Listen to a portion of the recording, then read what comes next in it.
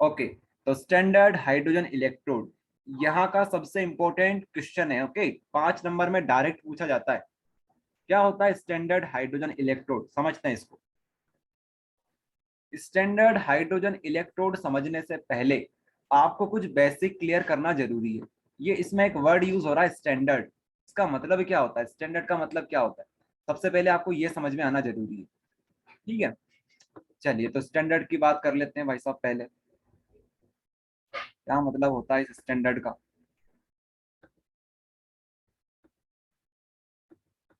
यहाँ पे आप लोग देख सकते हो, स्टैंडर्ड का मतलब केमिस्ट्री में क्या होता है। स्टैंडर्ड आप तब बोल सकते हो किसी भी कंपाउंड को, किसी भी रिएक्शन को, जब उसकी कंसंट्रेशन 1 मोल/लीटर हो, प्रेशर उसके ऊपर कितना लगाया गया हो, 1 atm बार का उसके ऊपर प्रेशर लगाया गया हो। उसके बाद टेम्परेचर कितना होना चाहिए, टेम्परेचर उसके ऊपर होना चाहिए 298 केल्विन, जिसको हम बोलते हैं रूम टेम्परेचर। तो रूम टेम्परेचर अगर होगा, प्रेशर कितना होगा, 1 atm का प्रेशर होगा, कंसंट्रेशन कितनी होगी, 1 मोल/लीटर, जिसको अपन 1 मोलार भी बोल सकते हैं। ये बात आपको ध्यान रखनी पड़ेगी। अगर ध्यान नहीं रहती है तो भी कोई दिक्कत वाली बात नहीं है। ओके, चलिए, तो ये कुछ बेसिक थे जो आपको पहले से पता होना चाहिए। बाकी एक और बेसिक चीज है जो कि आपको पहले से पता होगी, बहुत सारे स्टूडेंट को पता होगी, लेकिन एक बार रिपीट कर देते हैं फटाफट। ऑक्सीडेशन और रिडक्शन, क्या मतलब होता है ऑक्सीडेशन का, क्या मतलब होता है रिडक्शन का। तो ऑक्सीडेशन का मतलब होता है गेन ऑफ ऑक्सीजन। अगर कोई एटम ऑक्सीजन को गेन करता है तो आप क्या बोलोगे कि उनका ऑक्सीडेशन हो रहा है। अगर कोई एटम ऑक्सीजन को रिलीज करता है, लॉस करता है, तो आप क्या बोलोगे कि यहाँ पर हो रहा है रिडक्शन। ओके, उसके बाद बात करते हैं हाइड्रोजन की टर्म्स में। अगर कोई एटम हाइड्रोजन को गेन कर रहा है, अगर कोई एटम हाइड्रोजन को माफ कीजिएगा लॉस कर रहा है, तो आप क्या बोलोगे कि यहाँ पर हो रहा है ऑक्सीडेशन। अगर कोई गेन कर रहा है तो आप क्या बोलोगे, रिडक्शन हो रहा है। तो ये दो टर्म्स में हम क्या समझे, दो पॉइंट से हम क्या समझे कि अगर ऑक्सीजन का गेन हो रहा है तो आप क्या बोलोगे, ऑक्सीडेशन वहां पर हो रहा है। लेकिन अगर हाइड्रोजन का गेन हो रहा है तो आप क्या बोलोगे, आप बोलोगे यहाँ पर रिडक्शन हो रहा है। ये दो बात तो आपको ध्यान रखनी पड़ेगी। तीसरी बात ये, अगर कोई इलेक्ट्रॉन को लॉस कर रहा है, इलेक्ट्रॉन का लॉस हो रहा है यहाँ पर, तो आप क्या बोलोगे कि यहाँ पर ऑक्सीडेशन हो रहा है। और जहां पर इलेक्ट्रॉन का गेन होता है उसको क्या बोलोगे, रिडक्शन बोलोगे। ओके, ये कुछ बेसिक थे। Sir I miss morning class, please send me recording after class. Okay, कर देंगे आपके पास रिकॉर्डिंग से। ओके, चलिए तो कहाँ पर थे हम लोग, यहाँ पर थे। तो अगर कोई एटम इलेक्ट्रॉन को गेन करता है तो आप क्या बोलोगे कि वहां पर रिडक्शन हो रहा है। अगर वो हाइड्रोजन गेन करता है तो आप क्या बोलोगे कि यहाँ पर रिडक्शन हो रहा है। बस ये दो तीन टर्म्स आप लोग याद रख लो। ठीक है, चलिए आ जाते हैं अपने मेन मेन क्वेश्चन के ऊपर।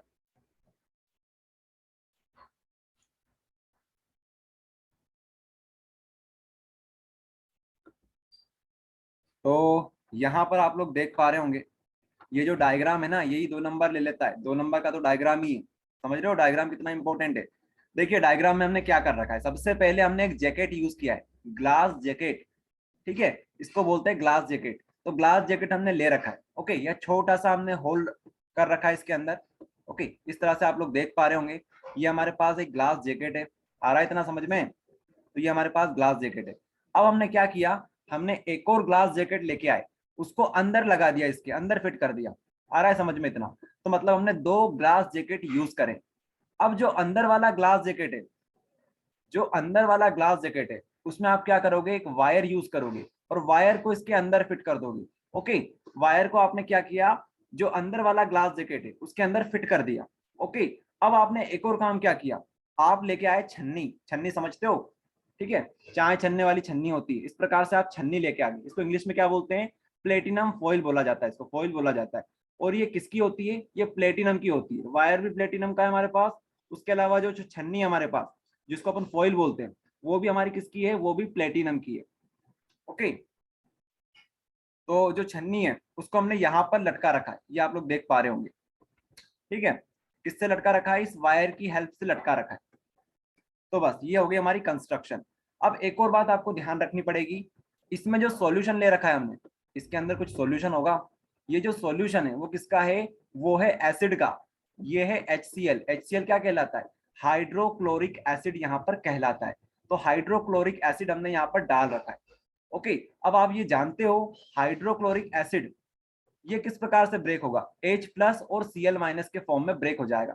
देखो किसी भी एसिड को आप डालते हो पानी के बीच में, उसको रखते हो, तो आपको देखने में ऐसा लगेगा कि ये HCl है, लेकिन अंदर ही अंदर वो ब्रेक हो जाएगा। और ब्रेक कैसे होगा, H प्लस और Cl माइनस में ब्रेक हो जाएगा।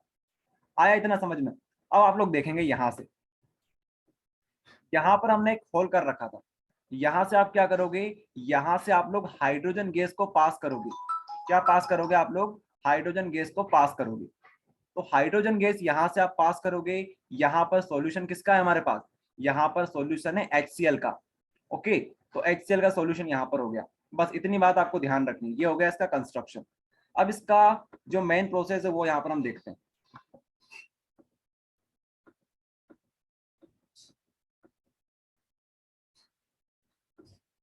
तो यहां से हमने हाइड्रोजन गैस पास करी, ठीक है, कितने एटीएम बार पर, 1 एटीएम के प्रेशर पे हमने पास करी। ध्यान रखिएगा, स्टैंडर्ड पढ़ रहे हैं हम लोग, स्टैंडर्ड हाइड्रोजन इलेक्ट्रोड। तो यहाँ पर जो हम प्रेशर यूज करेंगे वो 1 एटीएम का प्रेशर हम यूज करेंगे। ओके, यहाँ पर हमारे पास प्लेटिनम की फॉइल है, इतना आपको समझ में आया।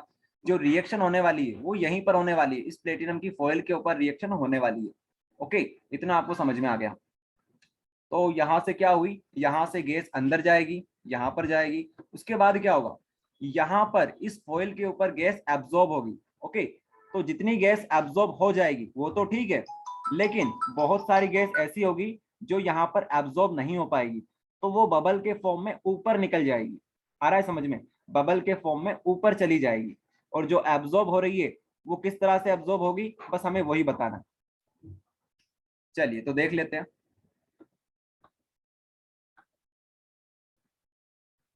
यहाँ पर आप लोग देख पा रहे होंगे दो प्रकार की रिएक्शन होती है, एक होता है ऑक्सीडेशन, एक होता है रिडक्शन। ठीक है, ऑक्सीडेशन कहाँ पर होता है, एनोड पर होता है, एनोड पर होता है ऑक्सीडेशन। और कैथोड पे क्या होता है, कैथोड पे होता है रिडक्शन। ठीक है, तो हमने हाइड्रोजन गैस पास करी थी, हाइड्रोजन गैस का क्या होगा, हाइड्रोजन गैस आयंस में ब्रेक हो जाएगी, कुछ इस प्रकार से आयंस में ब्रेक हो जाएगी। अरे हमारे पास सॉल्यूशन में क्या था, H प्लस था कि नहीं था, तो इसके साथ वो इक्विलिब्रियम में आ जाएगी। ओके, तो हाइड्रोजन गैस हमने पास करी, वहां पर वो किसमें ब्रेक होगी, H प्लस में वो ब्रेक होगी। तो इसको बैलेंस करने के लिए आप क्या करोगे, यहाँ पर 2 लगा दोगे। ओके, तो यहाँ पर क्या हो रहा है, यहाँ पर जो हाइड्रोजन गैस है वो H प्लस में ब्रेक हो रही है। अब H प्लस में वो ब्रेक तो हो गई, लेकिन ये H प्लस क्या है, ये बता रहा है कि यहाँ से इलेक्ट्रॉन का लॉस हो चुका है। इलेक्ट्रॉन का लॉस मतलब 2 इलेक्ट्रॉन यहाँ से निकल चुके हैं। हमारे पास 2 हाइड्रोजन है, एक हाइड्रोजन से अगर 1 इलेक्ट्रॉन निकलेगा तो 2 हाइड्रोजन से कितने इलेक्ट्रॉन निकलेंगे, 2 इलेक्ट्रॉन निकलेंगे। ओके, उसके बाद कैथोड पे क्या होगा, कैथोड पे जस्ट अपोजिट होगा। मतलब कि हमारे पास 2 हाइड्रोजन पहले से थे, 2 हाइड्रोजन आयंस हमारे पास पहले से थे, उन्होंने 2 इलेक्ट्रॉन को गेन किया, तो क्या हुआ, H2 गैस हमारे पास बन गई। बस ये आपको लिखना है, इतने में आपको 5 नंबर मिल जाएंगे। ठीक है, ये हो गया आपकी रिएक्शन कंप्लीट। तो कंस्ट्रक्शन समझ में आ गया, उसके बाद हमने डायग्राम समझा दिया आपको, उसके अलावा आपको यहाँ पर मैकेनिज्म समझ में आ चुका है। सर ये डायग्राम क्या तीनों बनाने क्या, क्या हो गया, ये डायग्राम जो है ये तीनों बनाने क्या? डायग्राम ये वाला बना देना, ये वाला, बस ये डायग्राम बनाना है, ये तो आपको समझाने के लिए बताया है, ये डायग्राम नहीं बनाना है आपको। ओके, ये डायग्राम आपको नहीं बनाना है, सर सिर्फ सर आपको ये जो आपने ये तीनों डायग्राम सिर्फ ये तो सर वो फर्स्ट में वो ये वाला नाम बनाना है ना? क्या हो गया, ये वाला बनाना है ना सर? हाँ बस ये वाला डायग्राम आपको बनाना है। ठीक है, सर ये जो आपने रिएक्शन करवाई है कैथोड की और एनोड की, हाँ तो सर ये वहाँ पे पूरी रिएक्शन लिखना है सिर्फ, सर ये जो आंसर है ये लिख के सर ये वाला डायग्राम बनाना है? देखो सबसे पहले डायग्राम बना देना, उसके बाद अपने अपनी भाषा में आप लोग लिख देना कि हमने क्या क्या यूज किया है। यहाँ पर आप बताओगे कि हमने ग्लास जैकेट यूज किया है, ग्लास जैकेट के अंदर भी हमने एक और ग्लास जैकेट यूज किया है, वहां पर हमने एक प्लेटिनम का वायर यूज किया है, प्लेटिनम के वायर से हमने क्या कर रखा है, एक प्लेटिनम की फॉइल को अटैच कर रखा है, ये लिख देना। उसके बाद आप क्या लिखोगे, जो हमने सॉल्यूशन ले रखा है वो किसका ले रखा है, वो HCl का सॉल्यूशन ले रखा है भाई साहब। ओके, ये 3-4 बात आप लोग बता दीजिएगा, उसके बाद आप लोग रिएक्शन लिख दीजिएगा, बस हो गया कंप्लीट। और क्या आया समझ में, यमन? हाँ यस सर आ गया। चलिए, तो आप लोग एक बार इसको देख लो। किसी का कॉल आ रहा है मेरे पास, किसी स्टूडेंट का ही कॉल आ रहा है, तो उससे मैं बता देता हूँ कि किस तरह से क्लास को ज्वाइन करना है। आप लोग इसको देख सकते हो तब तक।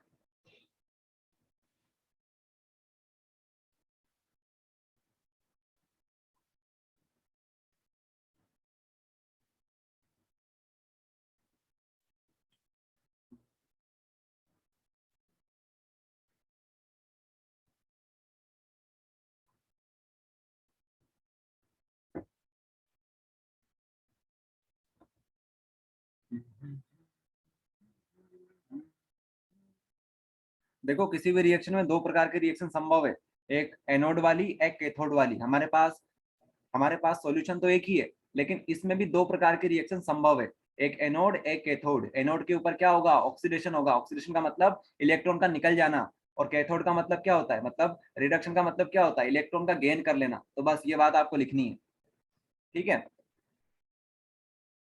चलिए, तो अभिषेक शर्मा, अभिषेक तोमर, आप क्लास में हो क्या? अभिषेक तोमर।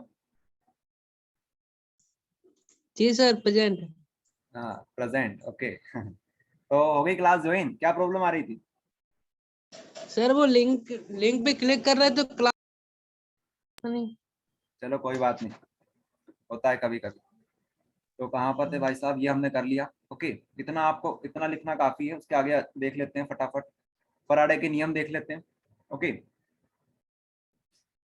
फराडे के नियम,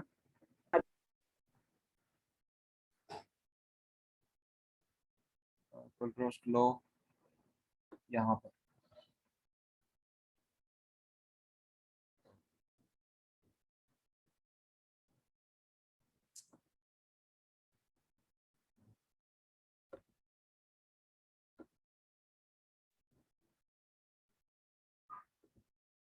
हाँ, ये रिवीजन ही चल रहा है आपका, ओके।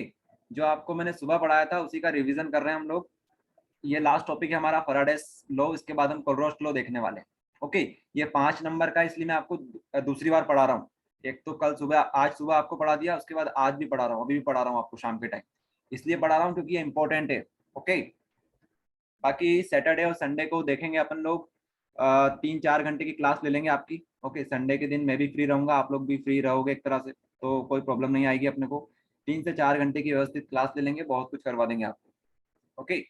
बाकी अपनी सुबह क्लास रहेगी, शाम को क्लास रहेगी। और हाँ एक बात और, सुबह उठ जाया करो यार आप लोग, 6 बजे। 6 बजे अपनी क्लास होती है। आज सिर्फ 10-12 स्टूडेंट थे हमारे पास, तो आप सभी 6 बजे उठ जाया करो, ओके। 6 बजे अपनी क्लास होती है मॉर्निंग में। चलिए, तो Faraday's sir first recording law तो आ ऑफ जाती है ना उसकी? इलेक्ट्रोलाइसिस। हेलो। हाँ बोलिए, क्या है हेलो आपका सर। नाम, क्या है आपका हेलो सवाल? सर, हमारा नाम है सर। वो बैटरी पूरी तरीके से कट गई है इलेक्ट्रोकेमिस्ट्री से। हाँ बैटरीज पूरी रिड्यूस हो चुकी है, वहां से कोई क्वेश्चन नहीं आएगा। बैटरीज रिड्यूस हो चुकी यस है सर। पूरी तरह से, ओके। सर मेरे को आपसे मतलब थोड़ी सी ऐसे गाइडेंस लेनी थी, तो क्या अभी ले लूँ कि क्लास के बाद कॉल करके आपसे? हाँ बिल्कुल बिल्कुल, कोई दिक्कत नहीं, ओके। बाकी सर कोई भी अभी डाउट हो अभी आप लोगों को, सुनिए मेरी बात, अगर किसी को कोई डाउट हो तो आप लोग बिल्कुल व्हाट्सएप पर मुझे मैसेज कर देना। आप सभी के पास मेरे व्हाट्सएप नंबर होंगे, ओके, क्योंकि आप लोगों को मैंने ही तो ज्वाइन किया है, तो मेरे नंबर तो होंगे आप सभी के पास। यस चलिए, सर। ओके। तो चलो टाइम वेस्ट नहीं करते हैं, फटाफट पढ़ लेते हैं Faraday's first law of electrolysis. देखिए फैराडे के दो नियम होते हैं, आपको फिजिक्स में भी दो नियम पढ़ने को मिलते हैं, उसके अलावा केमिस्ट्री में भी दो नियम पढ़ने को मिलते हैं।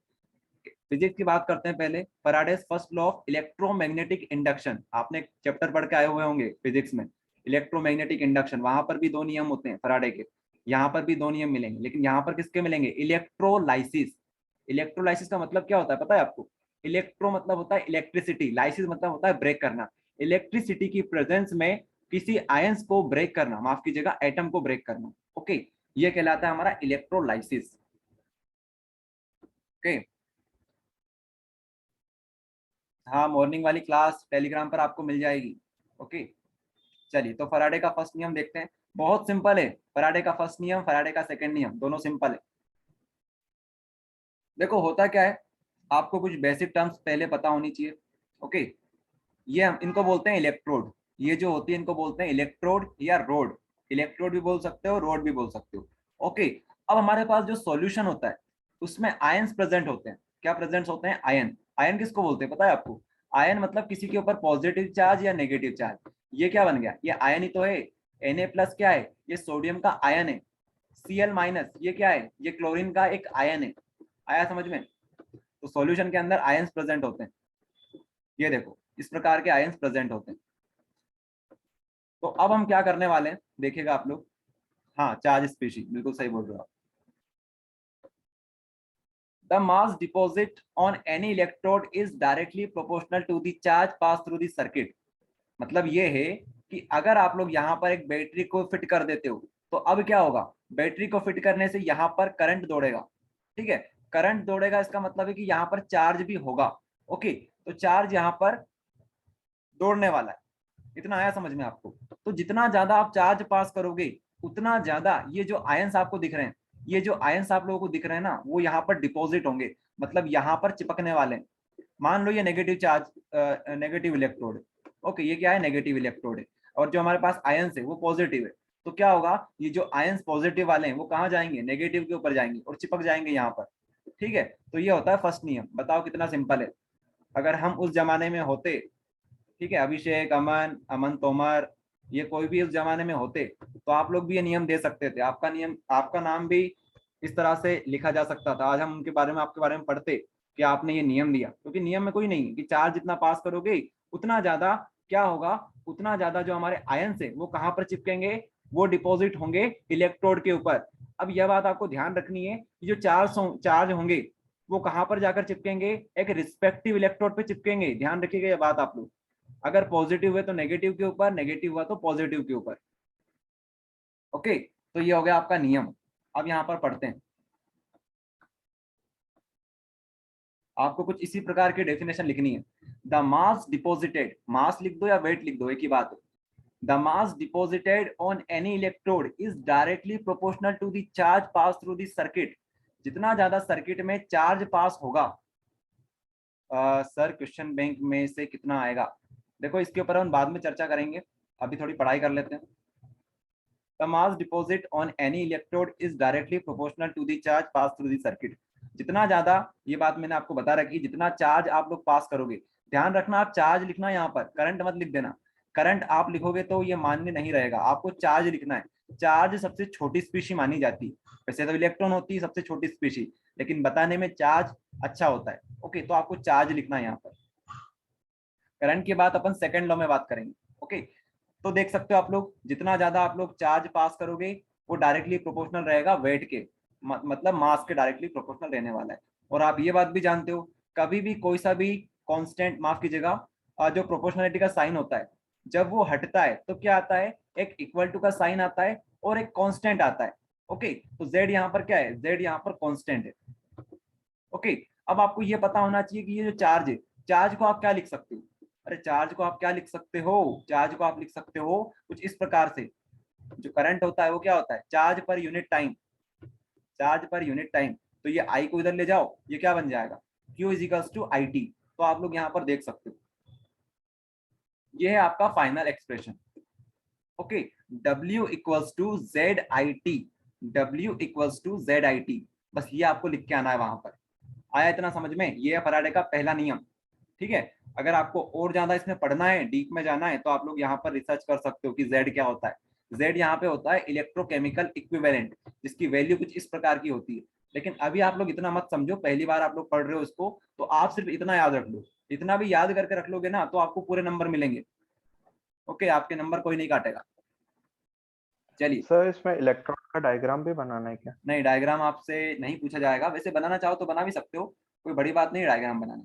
ओके, रंग बिरंगा डायग्राम नहीं बनाना है आपको, पेंसिल से बनाना है। सर ये कितने नंबर में आएगा?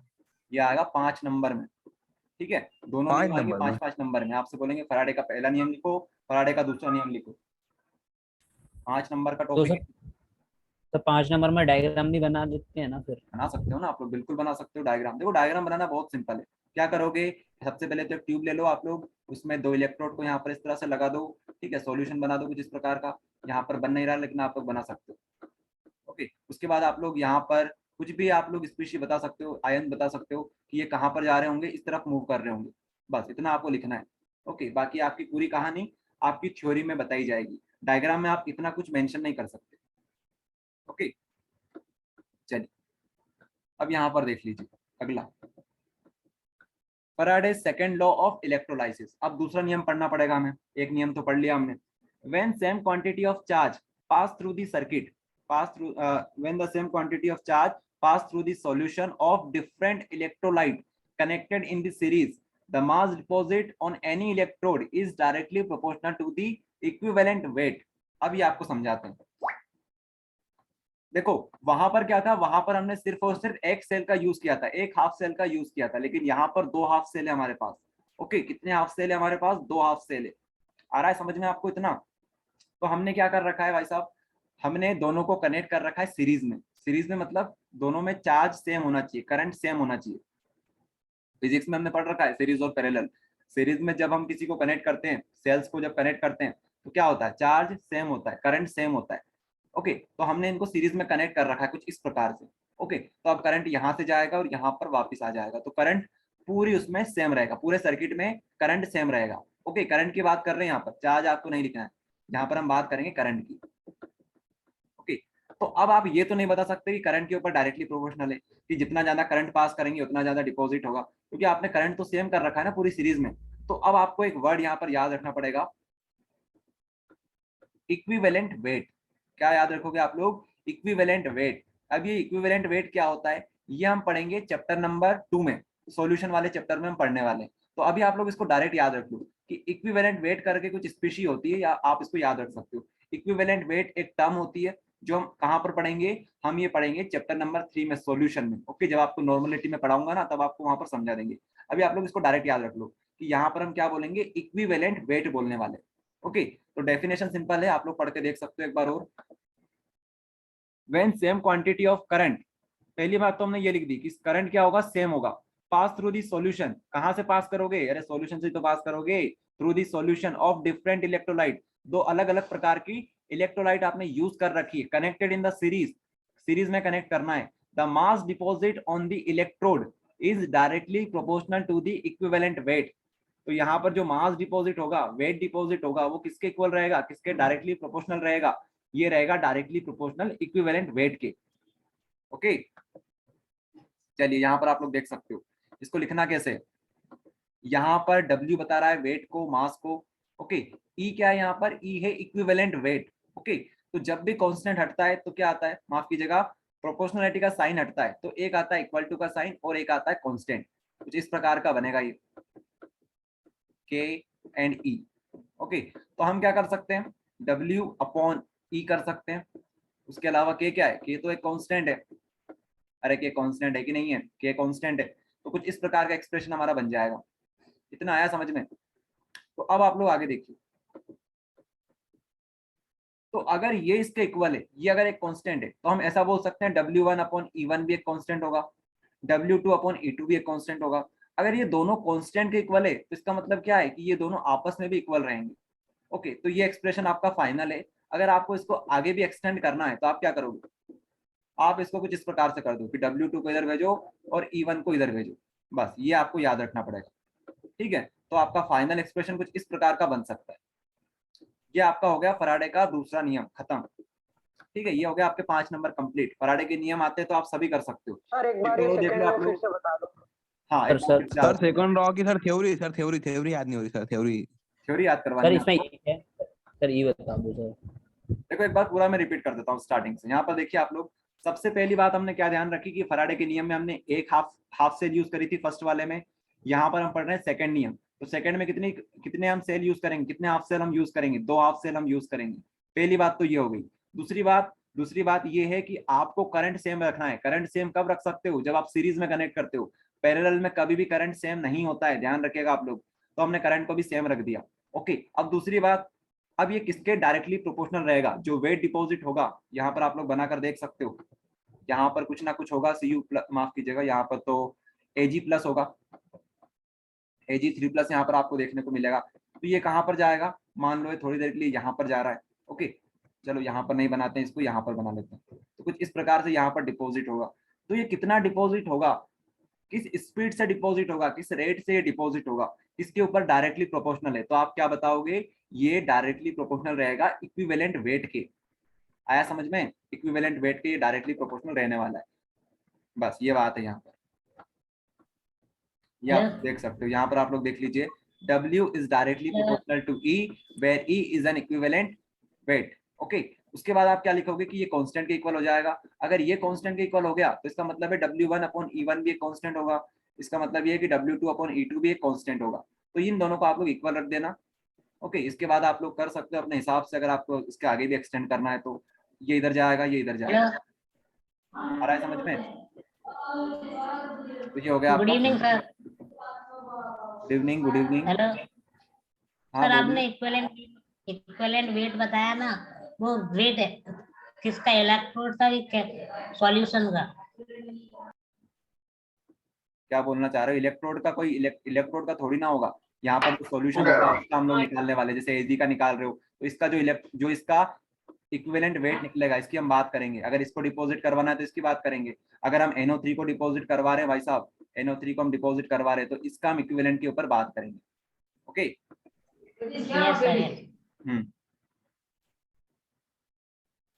न्यूमेरिकल यहाँ से आएगा क्या? न्यूमेरिकल के चांसेस काफी कम है, लेकिन आज आ सकता है। मैं आपको न्यूमेरिकल भी करवाऊंगा। न्यूमेरिकल हम आखिरी में करेंगे।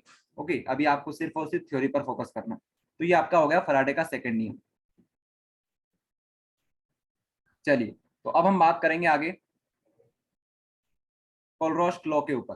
ठीक है, काफी स्टूडेंट इससे डरते हैं कि क्या होता है कोलरोस्ट नियम, क्या होता है कोलरोस्ट लॉ। बहुत सिंपल है, बहुत सिंपल है, कोई इसमें मुश्किल वाली बात नहीं है। कोलरोस्ट लॉ में आपने कहीं ना कहीं कभी ना कभी सुना होगा कोलरोस्ट लॉ के बारे में। बहुत सिंपल है। इसके ऊपर जो न्यूमेरिकल्स आते हैं वो तो बिल्कुल हलवा आते हैं, हलवा। आप लोग इसको देखना एक बार, न्यूमेरिकल आपको मैं करवाऊंगा अभी। पहले आपको समझा देते हैं कोलरोस्ट लॉ क्या होता है। कोलरोस्ट लॉ पढ़ने से पहले आपको कुछ डेफिनेशन पता होनी चाहिए। ठीक है, तो पहले हम लोग डेफिनेशन देखेंगे, कुछ बेसिक टर्म्स हम लोग देखने वाले हैं। ओके चलिए, तो आपको इतना पता होगा रेजिस्टेंस किसको बोला जाता है। रेजिस्टेंस का मतलब होता है करंट के रास्ते में जो रुकावट पैदा करे उसको हम बोलते हैं रेजिस्टेंस। करंट अच्छी तरह से फ्लो होता है, बीच में क्या जाता है, रेजिस्टेंस आ जाता है। रेजिस्टेंस क्या करता है, एक रास्ते में रुकावट पैदा करता है। किसके रास्ते में रुकावट पैदा करता है? करंट के रास्ते में रुकावट पैदा करता है, इसको बोलते हैं रेजिस्टेंस। ओके उसके अलावा कंडक्टेंस क्या होता है, यहाँ पर हम बात करेंगे। कंडक्टेंस का मतलब क्या होता है? It is reciprocal of resistance. तो रेजिस्टेंस का जस्ट अपोजिट, जितना कम रेजिस्टेंस होगा उतना ज्यादा कंडक्टेंस होगा। समझ रहे हो ना इस चीज को, कि भैया किसी वायर में अगर रेजिस्टेंस बहुत कम है तो इसका मतलब क्या है कि उसका कंडक्टेंस बहुत अच्छा है, अच्छी तरह से वो कंडक्टिविटी शो करेगा, अच्छी तरह से करंट को वो पास करेगा। तो कंडक्टेंस क्या होता है? रेजिस्टेंस का जस्ट रेसिप्रोकल होता है। ओके अब हम बात करेंगे स्पेसिफिक रेजिस्टेंस के ऊपर। ये जो टर्म्स आप लोग देख रहे हो ना, ये इंपॉर्टेंट है। ठीक है, ये आपको पता होनी चाहिए वैसे तो। स्पेसिफिक रेजिस्टेंस क्या लिखा हुआ है यहाँ पर? Specific resistance. स्पेसिफिक रेजिस्टेंस को क्या बोला जाता है? रेजिस्टिविटी भी बोला जाता है, रेजिस्टिविटी। ओके अब ये क्या होती है? ये क्या होती है? रेजिस्टिविटी। तो यहाँ से आप लोग लिंक कर सकते हो। रेजिस्टेंस क्या था? रेजिस्टेंस था रुकावट। ठीक है, obstruction offer to the path of current. Current के रास्ते में जो रुकावट आती है उसको बोलते हैं रेजिस्टेंस। स्पेसिफिक रेजिस्टेंस क्या होता है? ये भी एक तरह से रेजिस्टेंस ही होता है, बात खत्म। ये भी एक तरह से रेजिस्टेंस ही होता है, लेकिन कब होता है रेजिस्टेंस? जब आप लोग एक स्पेशल कंडीशन लगा दो। क्या स्पेशल कंडीशन लगानी है? कि आपको सॉल्यूशन लेना है 1 ml का, 1 मिलीलीटर का आपको सॉल्यूशन लेना है।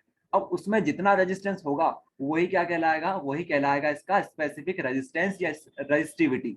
मतलब स्पेसिफिक रेजिस्टेंस और रेजिस्टिविटी भी क्या होती है? ये भी एक तरह से रेजिस्टेंस ही होता है, लेकिन कब होता है? जब आप बात करो सिर्फ और सिर्फ 1 ml के सॉल्यूशन की, तब जाकर ये क्या कहलाता है? रेजिस्टिविटी कहलाता है। उसी प्रकार से एक और टर्म आती है यहाँ पर, कंडक्टिविटी। ठीक है, स्पेसिफिक कंडक्टेंस भी बोला जा सकता है, कंडक्टिविटी भी बोला जा सकता है। तो रेजिस्टिविटी हमने देखा, उसी तरह से कंडक्टिविटी है। कंडक्टेंस क्या होता था? कि जितना कम रेजिस्टेंस होगा उतना ज्यादा हमारे पास कंडक्टेंस होगा। कंडक्टिविटी क्या होती है? कंडक्टिविटी भी कंडक्टेंस होता है, लेकिन कब होता है कंडक्टेंस? जब आप बात करो 1 ml सॉल्यूशन की। 1 ml का अगर आपने सॉल्यूशन ले रखा है और उसका कंडक्टेंस निकालने जाओगे तो आप क्या बोलोगे? कि ये कंडक्टेंस तो है, उसी के साथ साथ ये कंडक्टिविटी भी है। और कंडक्टिविटी को किससे रिप्रेजेंट किया जाता है? कंडक्टिविटी को रिप्रेजेंट किया जाता है के से। और ये जो के दिख रहा है ना, उसका एक अपना ही नाम है, इसको बोलते हैं कप्पा। क्या बोलते हैं इसको? कप्पा बोलते हैं। यहाँ पर आप लोग देख पा रहे होंगे कप्पा, के फॉर कप्पा। ठीक है, तो कंडक्टिविटी को क्या बोला जाता है? कप्पा बोला जाता है। अब ये कप्पा क्या होता है एक बार सुन लीजिए आप लोग सभी। ये कंडक्टेंस ही होता है। आप लोग क्या बताओगे? कंडक्टिविटी भी कंडक्टेंस होता है, लेकिन कब होता है? जब आप बात करो 1 ml ऑफ सॉल्यूशन की। ओके इलेक्ट्रोलाइटिक सॉल्यूशन की हम बात करो, तब जाकर ये कंडक्टेंस कहलाता है। एक यहाँ से एक इंपॉर्टेंट क्वेश्चन निकल के आता है, यहाँ पर आप लोग देख पा रहे होंगे। देखिए, अगर मैंने बताया था आपको थोड़ी देर पहले, कंडक्टेंस जो होता है वो क्या होता है? रेसिप्रोकल होता है रेजिस्टेंस का। ओके रेजिस्टेंस का रेसिप्रोकल होता है। तो ये बताइए कप्पा किसका रेसिप्रोकल होगा? कप्पा होगा रेजिस्टिविटी का। ये किसका रेसिप्रोकल होगा? रेजिस्टिविटी का। रेजिस्टिविटी को हम शो करते हैं इस प्रकार से। ये जो आपको पी दिख रहा है ना, ये पी नहीं है, ये है रो, इसको बोलते हैं रो। ओके तो कप्पा क्या होगा, कप्पा भी रेसिप्रोकल होगा, लेकिन किसका होगा, रेजिस्टिविटी का रेसिप्रोकल होगा। अरे समझ में आ रहा है या नहीं आ रहा है? ओके, तो ये रेजिस्टिविटी का रेसिप्रोकल होने वाला है, बस कहानी खत्म। अगर इतना आपको समझ में आ गया, ओके, और आपको थोड़ी बेसिक टर्म्स पता है कि ये जो रेजिस्टिविटी होती है उसको आप लोग क्या लिख सकते हो, RA/L लिख सकते हो, ठीक है। ये आपको याद रखना पड़ेगा कि रेजिस्टिविटी किसकी इक्वल होती है, resistance area upon length. Okay, ये होती है रेजिस्टिविटी। मैं आपको समझा सकता हूँ लेकिन टाइम बहुत लगेगा इसको समझने में, तो आप लोग इसको डायरेक्ट याद रखो, RA/L ये होती है। तो L ऊपर चला जाएगा, ओके, L अगर ऊपर जाएगा तो कुछ इस प्रकार का एक्सप्रेशन ये बन सकता है, ये आप लोग देख पा रहे होंगे। अब यहाँ पर आप लोग ध्यान दीजिए, ये जो 1/r है, 1/r क्या होता है, अरे 1/r मतलब कि रेसिप्रोकल है रेजिस्टेंस का, ये क्या कहलाएगा, यही तो कहलाएगा हमारा कंडक्टेंस, ये हमारा कंडक्टेंस कहला जाएगा। उसके बाद यहाँ पर देखिए L/A लेंथ अपॉन एरिया, ये एक नया नाम होता है, लेंथ अपॉन एरिया। ये क्या चीज है, लेंथ अपॉन एरिया क्या होता है, यहाँ पर आप लोग देखेंगे लेंथ अपॉन एरिया, ठीक है। लेंथ अपॉन एरिया को बोला जाता है सेल कांस्टेंट। क्या, ये बात आपको ध्यान रखनी है, सेल का कांस्टेंट क्या कहलाता है, लेंथ अपॉन एरिया। देखो लेंथ भी कांस्टेंट है, एरिया भी कांस्टेंट है, तो ये एक तरह से कांस्टेंट बन जाता है, तो इसको बोलते हैं सेल कांस्टेंट। ये बहुत इंपॉर्टेंट क्वेश्चन है, ये इंपॉर्टेंट क्वेश्चन निकल के आता है कि आपसे पूछ लेंगे वो लोग कि आप बताइए सेल कांस्टेंट में और कंडक्टिविटी में क्या रिलेशन होता है, तो बस आपको ये लिखना होता है वहां पर। तो बताओ, अपन ने क्वेश्चन तो कोई और पढ़ रहे थे लेकिन अलग क्वेश्चन अपन ने देख लिया यहाँ पर। तो ये बन गया कंडक्टेंस, ये बन गया सेल कांस्टेंट। ओके, अब आपको दिक्कत कहाँ पे आ रही होगी, आपको दिक्कत यहाँ पे आ रही होगी कि इसको कैसे याद करें, है ना, यही दिक्कत आ रही होगी, अरे सर इसको कैसे याद करें, ये तो नई मुसीबत आ गई हमारे पास। देखो इसको आप लोग याद कैसे कर सकते हो, इसको आपको थोड़ा समझना पड़ेगा, अगर समझ सको तो। यहाँ पर देखो जो सर फैराडे लॉ में सिर्फ इतना ही सर, मतलब यही करना है क्या, एक्सप्रेशन इतना ही लिखना है? हाँ इतना ही लिखना है आपको इसमें तो। ओके, अभी कोलब्रुक लॉ के ऊपर हमने बात नहीं करी है, अभी तो आपको मैं यही पढ़ा रहा हूँ कुछ बेसिक चीजें। ओके, देखिए होता क्या है, जो हमारा रेजिस्टेंस होता है वो किसके डायरेक्टली प्रोपोर्शनल होता है, वो लेंथ के डायरेक्टली प्रोपोर्शनल होता है, और एरिया के डायरेक्टली प्रोपोर्शनल नहीं होता है, ओके, इनवर्सली प्रोपोर्शनल होता है ये। तो बस इसी से आप लोग निकालते हो रेजिस्टिविटी को। ये जो यहाँ पर आप लोग दिख रहा है ना, ये P, ये क्या है, यही तो है रेजिस्टिविटी, ये कांस्टेंट है। ओके, तो आप क्या करोगे, A को इधर भेजोगे, L को इसके अपॉन में भेजोगे, तो इस तरह से आप निकाल सकते हो रेजिस्टिविटी को। ओके, तो यहाँ से आप लोग याद रख लेना। चलिए, तो अब हम आ जाते हैं आगे टर्म्स, अगली टर्म्स पर, मोलार कंडक्टिविटी, उसके बाद करेंगे अपन लोग इक्विवेलेंट कंडक्टिविटी के ऊपर बात, बस इसी को पढ़ेंगे अपन लोग, मोलार कंडक्टिविटी को। इसके बाद अपन चल देंगे कोलब्रुक लॉ के ऊपर। Okay, molar conductivity, it is the conductance. देखो मोलार कंडक्टिविटी, अगर आपको मान लो कुछ नहीं आता है, अगर मान लो आपको कुछ नहीं आता एग्जाम में, तो आप क्या करोगे, आप अपने दिमाग का यूज करोगे। यहाँ पर क्या लिखा हुआ है, कंडक्टिविटी लिखा हुआ है, इसका मतलब क्या है, ये भी एक तरह से कंडक्टेंस है, स्पेसिफिक कंडक्टेंस है, ये एक तरह से स्पेशल है ये। आपको पहली लाइन तो यही लिखनी है कि ये भी भाई साहब एक कंडक्टेंस ही है, किसका कंडक्टेंस है, सॉल्यूशन का। अब आपको लिखनी है स्पेशल केस, आपको बताना है स्पेशल केस कब कब कहलाएगा ये कंडक्टेंस। तो ये कंडक्टेंस तब कहलाएगा जब आप बात करो 1 मोल ऑफ इलेक्ट्रोलाइट की। वहां पर क्या था, वहां पर हम यूज कर रहे थे 1 ml, लेकिन आपको यहाँ पर क्या लिखना है, 1 मोल लिखना है। अरे यहाँ पर देख लो ना, इसका नाम क्या है, मोलार कंडक्टिविटी है, तो यहीं से आप याद रख सकते हो, मोलार मतलब मोल, तो यहाँ पर हम बात करेंगे मोल की। तो 1 मोल के अंदर जितना इलेक्ट्रोड, माफ कीजिएगा, 1 मोल के अंदर जितनी कंडक्टिविटी बनती है, जितना कंडक्टेंस बनता है, वही क्या कहलाता है, वही कहलाता है मोलार कंडक्टिविटी। आया समझ में? तो बस यही तो लिखना है आपको। अगर आपको एक और लाइन लिखनी है तो आप ये भी लिख सकते हो, kept between the electrode at a unit distance. क्या मतलब है इसका, यहाँ पर देखिए, मान लो ये आपके पास एक कंटेनर है, कंटेनर में आपने 2 इलेक्ट्रोड लगा रखी कुछ इस प्रकार से, ये बना रखी है। अब इसके बीच में गैप कितना है, इनके बीच में है 1 सेंटीमीटर का गैप। कितना गैप होना चाहिए, 1 सेंटीमीटर का, 1 मीटर का नहीं होगा। मेरी आवाज आप सभी को आ रही है क्या, एक बार बताइए जरा। Yes yes sir. Sir, okay, yes sir आ रही है। हाँ, क्या नाम आपका, ओके ठीक है, चलिए। देखिए होता क्या है, जब हम मोलार कंडक्टिविटी की बात करते हैं तो हमें थोड़ी डिस्टेंस के ऊपर भी बात करनी होती है। 2 हमारे पास इलेक्ट्रोड है, वो दोनों 1 सेंटीमीटर की दूरी पर रखी होनी जरूरी है। ओके, यहाँ पर मीटर मत लिख देना, सेल में बहुत कम डिस्टेंस होती है, ये सेल की बात हो रही है हमारी। ओके, तो सेल में डिस्टेंस कितनी होती है, सेंटीमीटर में नापते हैं, आ रहा है समझ में? तो आप यहाँ पर मीटर मत लिख देना, सेंटीमीटर लिखना। आप लोग डायरेक्ट लिख सकते हो यूनिट लिख सकते हो, इसका मतलब वही है कि यूनिट के ऊपर बात हो रही है। ओके, तो ये होती है अपनी मोलार कंडक्टिविटी। ठीक है, आपको पहली बात ये ध्यान रखनी पड़ेगी कि हम यहाँ पर बात किसकी करते हैं, 1 मोल ऑफ इलेक्ट्रोलाइट की बात करते हैं। दूसरी बात आपको ये ध्यान रखनी पड़ेगी, यहाँ पर डिस्टेंस कितनी होती है, 1 यूनिट की यहाँ पर डिस्टेंस होती है, इसी को बोलते हैं मोलार कंडक्टिविटी। ओके, देखो आपको दोनों चीजें यहीं से समझ में आ जाएगी। कंडक्टिविटी मतलब कंडक्टेंस से, मोलार से क्या समझोगे, मोल समझोगे कि 1 mole of electrolyte, 1 mole of electrolyte की यहाँ पर बात होने वाली है। ओके, तो अगर कोई नहीं पढ़ के जाएगा और यहाँ सिर्फ तुक्का लगा देगा तब भी उसके नंबर पूरे मिलेंगे। देखो कंडक्टिविटी भी यहीं से मिल जाएगा आपको और मोलार भी यहाँ से आपको मिल जाएगा। ओके, अब यहाँ पर एक क्वेश्चन आता है, इसको रिप्रेजेंट किस तरह से करते हैं, कुछ इस प्रकार से इसको रिप्रेजेंट करते हैं। ठीक है, इसको बोलते हैं लेमडा एम, इसको बोलते हैं लेमडा एम, ध्यान रखिएगा। ओके, वैसे लेमडा कुछ इस प्रकार का होता है लेकिन ये भी लेमडा ही कहलाता है, उल्टा वी बना दो, ये क्या कहलाता है, लेमडा कहलाता है। ओके, तो इस तरह से हमारी मोलार कंडक्टिविटी भी हो चुकी कवर। हमने इस चैप्टर को लगभग मान के चलो 60% कवर कर लिया है, 60%।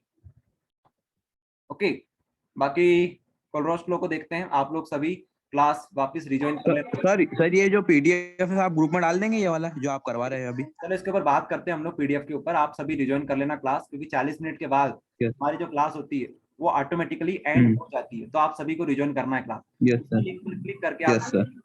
ज्वाइन करना है। ओके, कुछ नए स्टूडेंट हमारे साथ ज्वाइन है, वो सभी क्लास को वापस ज्वाइन कर लेना।